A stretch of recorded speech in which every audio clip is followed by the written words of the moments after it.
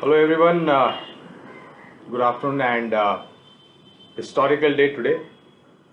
These indexes have touched the all-time high, both Sensex and Nifty. And with a lot of clarity emerging over the weekend, though it was an extended wait for the outcome of the 46th President of the United States of America as to who is going to be. Even now, as I speak to all of you all, there are certain concerns with respect to uh, ex-President Donald Trump wanting to challenge the outcome of the election, and various lawsuits in different states have been filed. That's what we're given to understand. I don't know what is going to be the outcome of this. I think once things are in the court, then the wait is endless and outcome is uncertain unless and until we know it. So that aside, I think the markets, not only in India but across the globe, have given a thumbs up to the 46th President of United States of America, Mr. Joe Biden. And the view is that there could be more elaborated policies.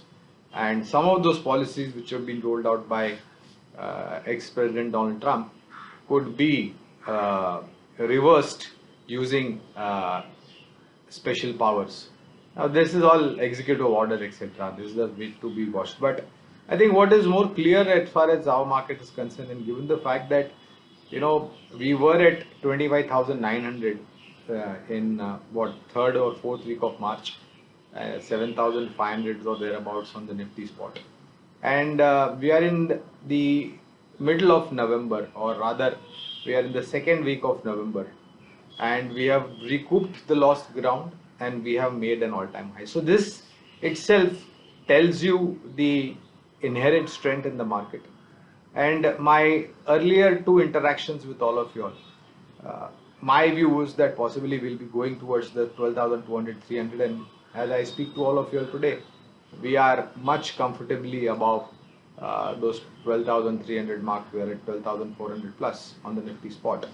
So the view is that, and if you have to reflect upon the history, every time we make a new peak, I think we go into a consolidation zone.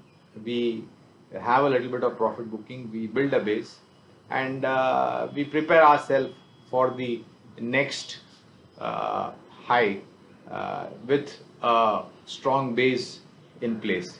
So my view is that we may possibly see a little bit of profit booking, we may see a little bit of consolidation. I think it's all healthy, it's very much necessary for the market, and it is the nature of the market. If you have to reflect upon the past records, then it will show you that after making a new high, we go into a profit booking consolidation zone, spend some time over there, and then with the help of new triggers and new positivities in terms of government policies, we march forward for the new high.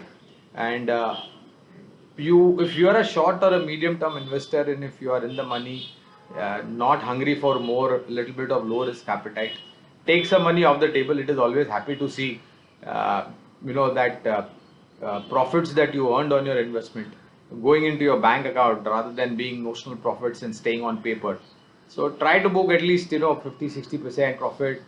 If you have a high risk appetite, put profitable stop losses in place and then trail the market, and every time your investment goes up, stress that stop losses to a higher level so that you maximize your profit.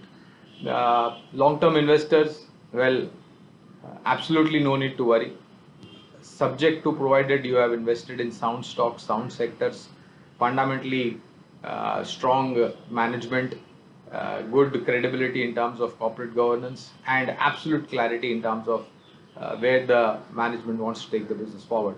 So if you are invested in such sectors and stocks, then I think stay put, stay invested. And this is one more reason, let me tell you this, friend, that is, I always say that equity as an asset class has given the best returns compared to your gold, your real estate, your fixed deposits, your provident fund returns, provided you done some homework and invested into the equity market from a long-term time horizon. And this is one more example.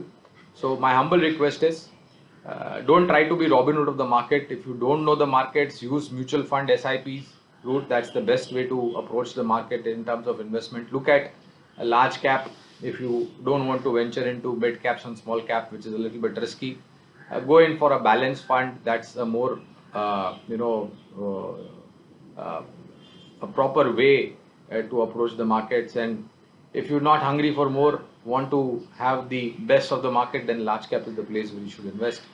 Uh, Increase your allocation towards capital market. This is what I'm trying to say basically. Uh, don't stop your SIPs, continue your SIPs. Imagine in the last 6 months, if you would have continued your SIP, what kind of return it would have given you. I'm sure the numbers are there for itself to speak. So don't stop SIPs thinking the markets have, this is the nature of the market, and you have to live with it. And one has to absolutely be very clear about one understanding is that equity asset class comes with high risk and high return. If you are willing to digest the high risk, you are welcome to the stock market. And if you're not, then I think you should stick to the traditional investment asset classes wherein your return is also low and your risk is also low.